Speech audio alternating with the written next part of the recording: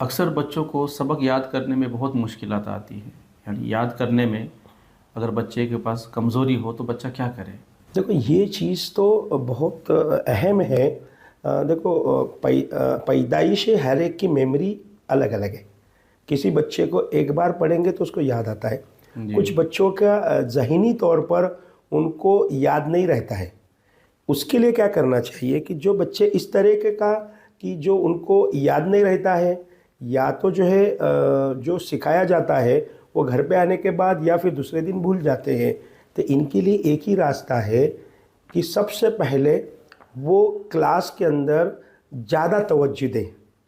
Normally क्या होता है, जो बच्चों को याद नहीं रहता है ना, वो पूरा ध्यान हटा देता है।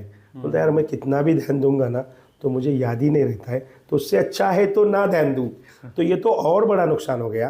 तो ऐसे बच्चों ने क्या करना चाहिए कि हो सके तो पूरा कंसंट्रेशन करके उस क्लास के अंदर सुनना है।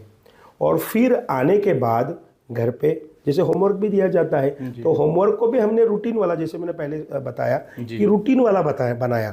तो होमवर्क के आंसर लिखते वक्त उसको समझकर उसको दोहराना है। और फिर जो लेसन या जो टॉपिक स्कूल में या कॉलेजेस में पढ़ाया जाता है उसको बार बार पढ़ो। बार बार पढ़ने से जहन के अंदर वो चीज़ बैठेगी। अब किसी के एक बार पढ़ने से बैठ जाती है, किसी के 4 बार पढ़ने से बैठ जाती है। तो आपका जहन और कमज़ोर है तो आप 10 बार करो। तो मेहनत ज़्यादा करेंगे तो ये काबू में आएगा। जी। जैसे इंग्लिश में एक हमेशा जो है कहावत भी है कि प्रैक्टिस मेक्स मैन परफेक्ट।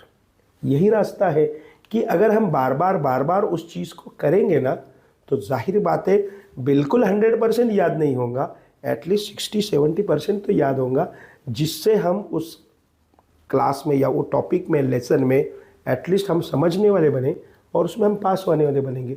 तो बार बार पढ़ना और इसको दोहराना ये ज़रूरी है। ये ज़रूरी है। हिम्मत हार के छोड़ नहीं देना है। हिम्मत हार के तो छोड़ना नहीं है। जी। ये हिम्मत हार कर छोड़कर अपने करियर को ख़राब करने जैसा है।